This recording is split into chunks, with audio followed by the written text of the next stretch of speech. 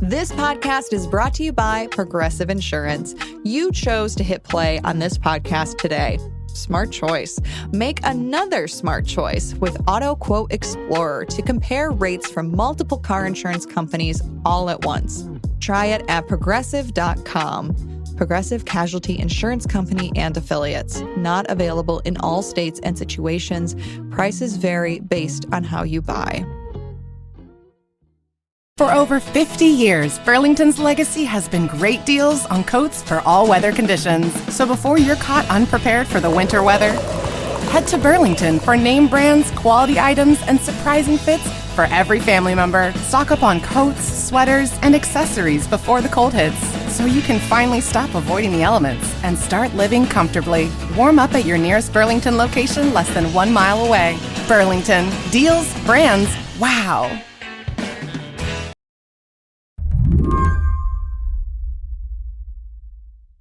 Hello, Leah. I feel like we were just talking about this Google lawsuit not too terribly long ago, and we're back. We are back. I called up Leah Nylen, an antitrust reporter for Bloomberg News, early Thursday morning.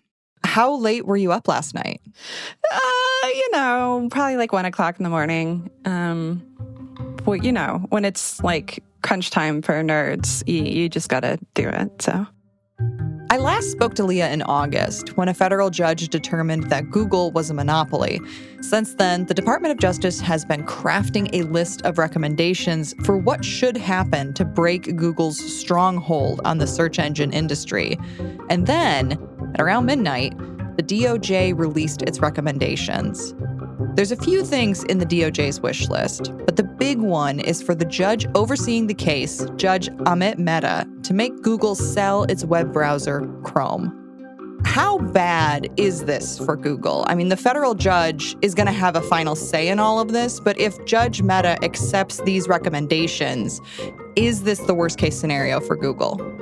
It's not the worst case scenario. That would probably be like dismantling the company entirely, but this is certainly bad. Chrome is a very important part of the Google empire. It's the way a lot of people get to their website, and it gives them a lot of information. When you are using Chrome and you're a logged in user specifically, it gives them a lot of data about where you go on the web, what you're looking at, and the company uses that to help target ads. And advertising is, of course, its main business. So this could break a lot of the tools that Google has internally for how it sells ads. It's looking like dark skies ahead for Google, but there's one big unknown: the incoming Trump administration. Trump can throw a wrench into anything, but the states have joined onto this. A lot of those are Democratic AGs, and then they could keep pushing for the proposal that the Biden administration has made. It could get messy if the Trump administration decides to propose something else. Today on the show, the DOJ has weighed in. Now, what does the future hold for Google? I'm Shayna Roth, filling in for Lizzie O'Leary, and you're listening to What Next TBD, a show about technology, power, and how the future will be determined. Stick around.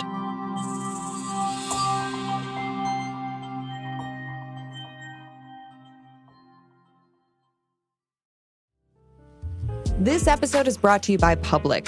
Did you know you can lock in a 6% or higher yield with a bond account at public.com? The Federal Reserve announced another rate cut, and there could be more rate cuts this year and in 2025 as well. That's good news if you're looking to buy a home, but it might not be so good for the interest you earn on your cash. So, if you want to lock in a 6% or higher yield with a diversified portfolio of high yield and investment grade bonds, check out public.com. It only takes a couple of minutes to sign up. And once you lock in your yield, you can earn regular interest payments even as rates decline. Lock in a 6% or higher yield with a bond account at public.com/whatnext. But remember, your yield is not locked in until you invest. Brought to you by Public Investing, member FINRA and SIPC. As of September 26, 2024, the average annualized yield to worst across the bond account is greater than 6%. Yield to worst is not guaranteed, not an investment recommendation. All investing involves risk. Visit public.com/disclosures/bond-account for more info. For over 50 years, Burlington's legacy has been great deals on coats for all weather conditions. So before you're caught unprepared for the winter weather, head to Burlington for name brands, quality items, and surprising fits for every family member. Stock up on coats, sweaters, and accessories before the cold hits, so you can finally stop avoiding the elements and start living comfortably. Warm up at your nearest Burlington location less than 1 mile away. Burlington. Deals, brands, wow. I want to set the stage for how big this is for Google. How popular is Chrome among all of the browsers out there? So Chrome is the most used browser in the world. In the United States, it is thought to have a market share of between 60 and 75%, depending on whether you're talking about desktop or mobile. But it is certainly the most dominant browser out there. After that, you get to Microsoft's Edge, which only has about maybe like a 10% share, and then Safari, which a lot of people primarily just use on their iPhone. Since Chrome was created back in 2008, it's been the driving force behind the advantages that Judge Mehta said Google has in the search engine marketplace. Now, it may seem like a free browser would not be that important to Google's business model, but Leah says Chrome is like a gateway that most people pass through to get onto the internet. You know, it was sort of funny at the towards the beginning of the case, the judge asked a question that is sort of prescient now in this discussion. He said, I need you to explain to me the difference between a search engine and a browser, because today we sort of think of them as synonymous. You can go to the top and you just type stuff in. It didn't always used to be that way. And, you know, a lot of people don't even think about when they're typing in that query at the top that it's going to Google. They just know that it gives them an answer and then they can continue on their way. If somebody else were able to control that, if they were able to send it to a different search engine or a different technology entirely, say instead of, typing in a search query, you give it a natural language question and it goes to OpenAI and it gives you a natural language response. I mean, this could completely change how we are thinking about accessing the internet. Someone just described it to me as this is the opening shot in Browser Wars 3.0. So it sounds like losing Chrome would have a huge impact on the company. I think it probably would. I mean, Google has pushed back on this a little bit. They've pointed out that technically, Chrome is a free product, right? They don't charge anything for it. They give away a version of it, open source. So a lot of other browsers, even Microsoft's Edge, is actually based on the open source Chromium, as it's called. But I mean, the browser hasn't significantly changed since the early, what do we call them? The early aughts. Mm-hmm. If somebody else controlled Chrome, we might see some significant changes in technology. The selling off of Chrome isn't the only thing the DOJ recommended. They also recommended that Google should be required to license both its underlying click and query data as well as its search results to potential rivals. Why is that something that they're going after? Why is that important? Yeah, this is sort of the boring stuff that's very important. And so the click and query information is actually all the data that underlies how Google determines its search results. This is like what you are putting into the search engine, the results that are coming back, what you're clicking on. And this is really important information because it helps search engines determine the right results and sort of see trends over time. This is something the judge found Google has a clear advantage in because it gets 16 times as much data as the next search engine, Microsoft's Bing.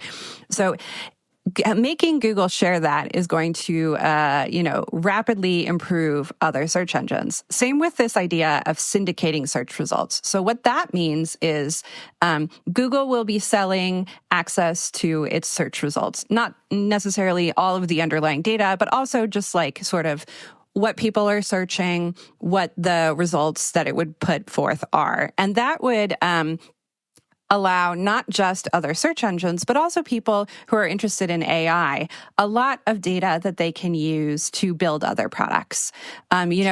AI is built fundamentally on scraping the web, but that's a really expensive proposition. And so a lot of people don't do it. Also because websites don't like you to access their website hundreds of times a day. It costs them a lot of money. So now people will have this ready source of information from Google that they can use to build these sort of things. What has Google said about all of this? Well, Google's not particularly happy, as you can imagine. They say that this is complete. All of this is completely beside the point.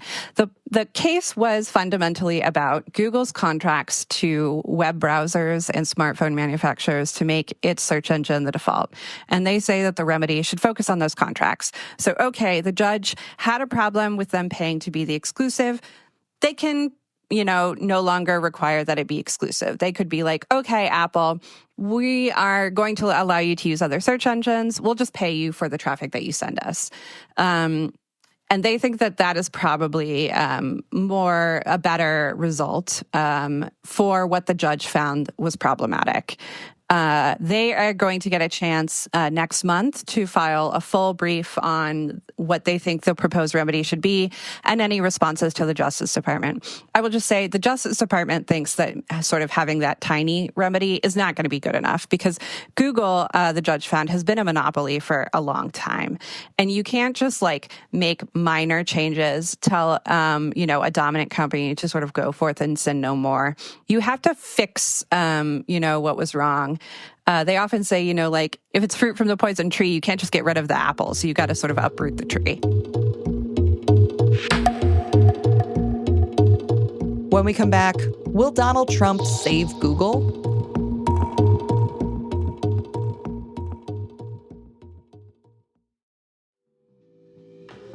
This podcast is brought to you by Miro. Innovation is important to the future of many businesses, and processes need to be clear, fast, and ultimately more productive.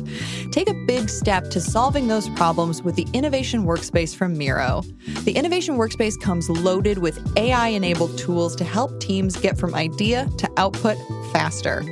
Miro's Innovation Workspace will help your teams accelerate through the full innovation development cycle, helping them to be faster, more productive, and ultimately more effective. Its new AI-powered tools and features can visualize tasks ahead, condense documents to produce summaries in seconds, and even create complex diagrams and flowcharts using natural language. Whether you work in innovation, product design, engineering, UX, agile, or IT, bring your teams to Miro's revolutionary Innovation Workspace and be faster from idea to outcome.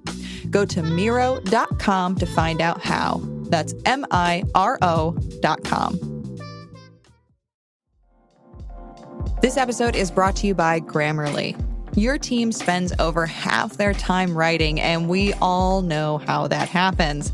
One confusing email turns into 12 confused replies, then a meeting to get aligned.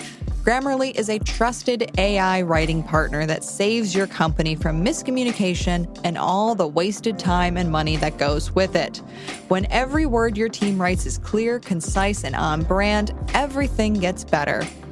4 out of 5 professionals say Grammarly helps them gain buy-in and action through their communication.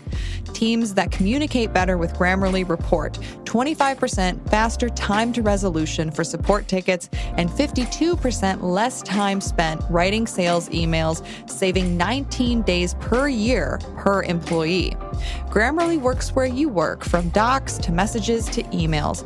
It integrates seamlessly across 500,000 apps and websites. No cutting, no pasting, no context switching. 15 years of experience, just about every IT certification, and never sells your data. Join 70,000 teams and 30 million people who trust Grammarly to get results on the first try. Go to Grammarly.com/enterprise to learn more. Grammarly, enterprise-ready AI. Want to shop Walmart Black Friday deals first? Walmart Plus members get early access to our hottest deals. Join now and get 50% off a 1-year annual membership. Shop Black Friday deals first with Walmart Plus. See terms at walmartplus.com. The DOJ wants Google and Chrome to separate, but it's still a little unclear what that would look like from a practical standpoint. A lot of people have been pondering over the past couple days, some people think that Chrome isn't that useful without a lot of the data that underlies it. So, people log into Chrome, i.e. Google, and, that's why people like it, because, they can pretty easily get to their Gmail, their calendar, maybe see on Google Maps the Italian restaurant they went to last week. And so if Chrome doesn't come with the data, people think it might be a little less valuable. But on the other hand, as I was mentioning before, it is sort of an important gateway to the internet. So, this is already installed on, 60 to 75% of people's computers. So if, you control that, you certainly are controlling the way a lot of people are accessing the online world. According to Leah's reporting, Chrome is worth roughly $20 billion. That's a hefty price tag for a free browser. But for some companies, owning the door to the internet would be a massive boon for their business. Obviously, the first two people that are thrown out are Microsoft and Apple. Those raise their own antitrust concerns, so I'm not sure that either of them would actually make a bid. The more interesting ones to me are some of the AI startups, like maybe OpenAI or Perplexity AI, which is this other AI that has been trying to do a lot of interesting stuff with news, would be interested in buying it. Maybe a rival search engine like DuckDuckGo or Ecosia would be interested in buying it.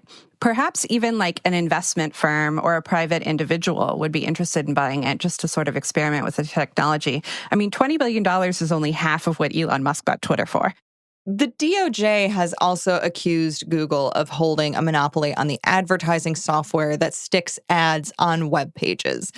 Does what's happening in this case impact that one? I mean, after all, if Chrome is the door into the Google ecosystem, I'd imagine that losing it would impact Google's ad business too.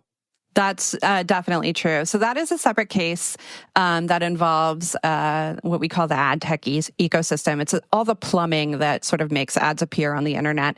That case, we have closing arguments next week, and the judge says that she will have a decision by the end of the year, but we still don't know how it's going to turn out. However, yes, sailing Chrome would definitely impact that because, as I mentioned, it gives the information that Google uses to place a lot of these ads.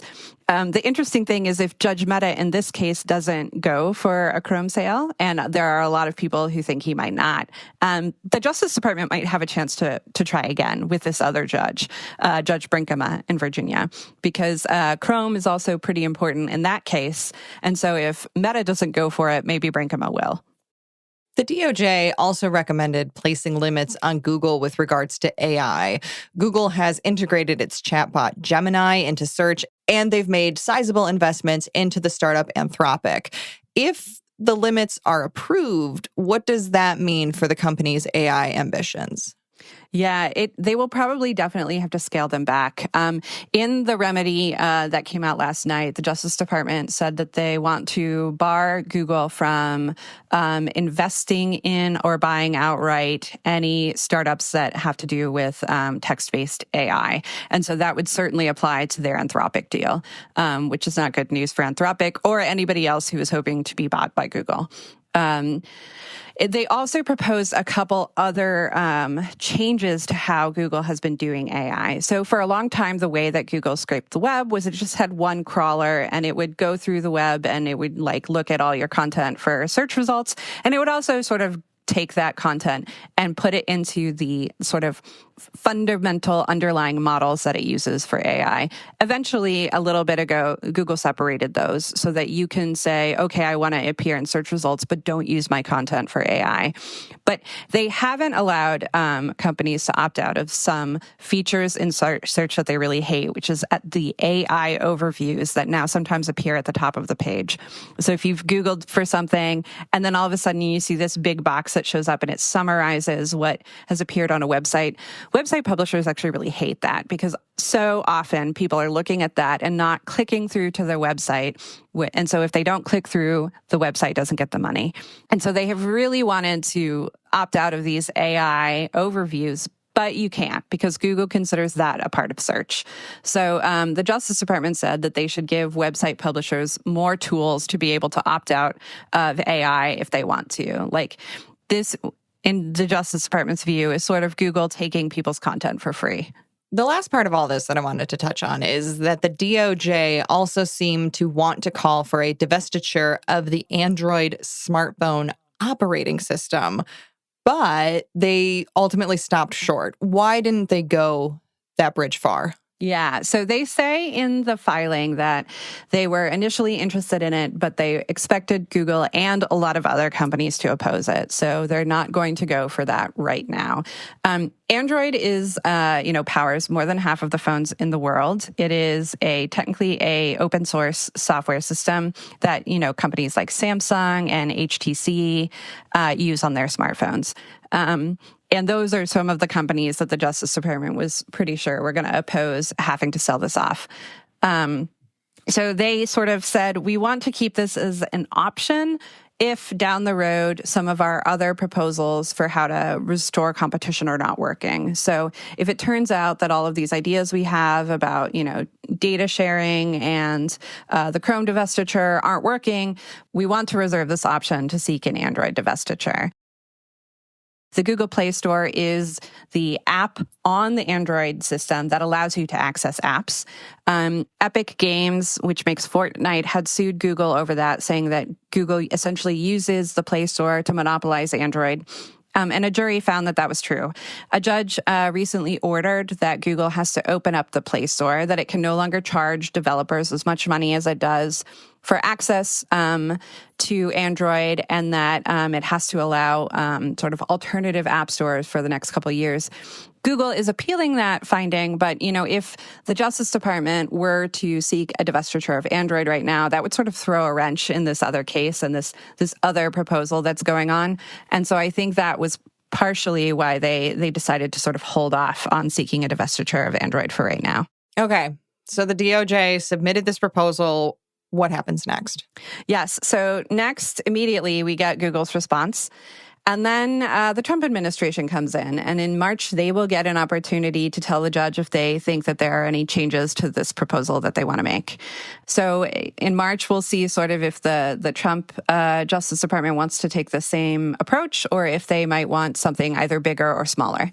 Then in April, Judge Mehta has said he wants to hold a trial on this. We're not exactly sure how that's going to go. He's scheduled 2 weeks for it.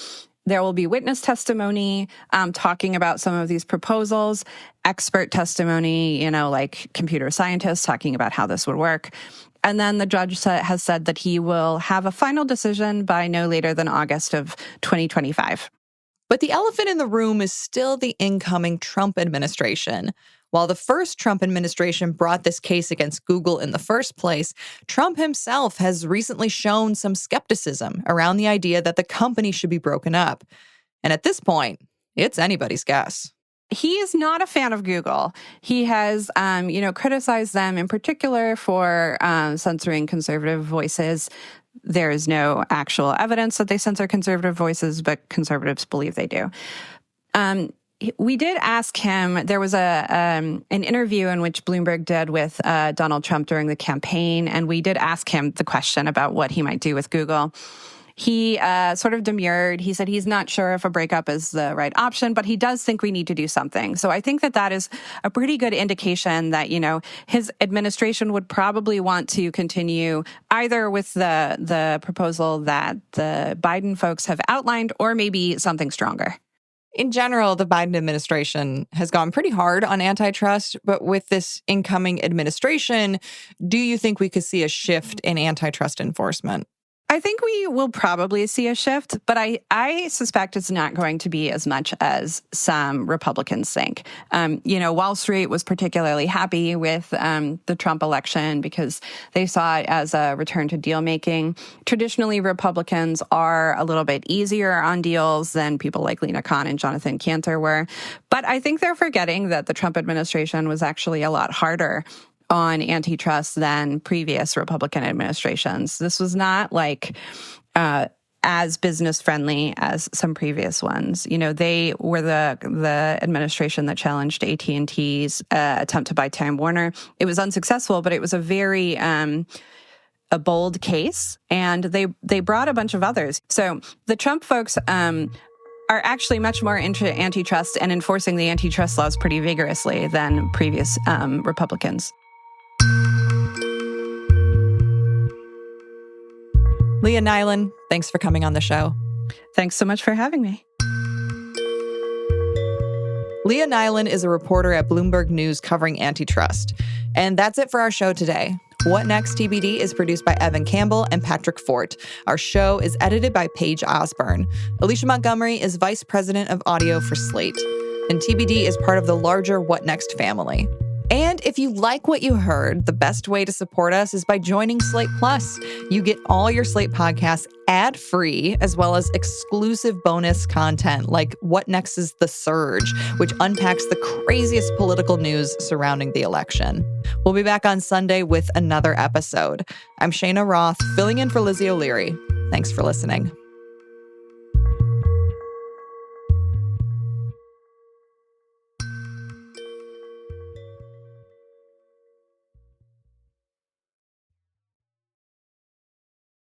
Have you Googled yourself lately? Are there negative posts from an ex-employee or from a former client? Maybe an outdated news article? Search engines don't always get it right. But right or wrong, it's your reputation on the line. That's where Reputation Defender by Norton comes in. Take control with Reputation Defender. Their cutting-edge approaches help you to wipe away unwanted information in your search results. They also promote the good stuff. You can start by getting your free reputation report card at reputationdefender.com or call 800-811-4975 to speak to an expert.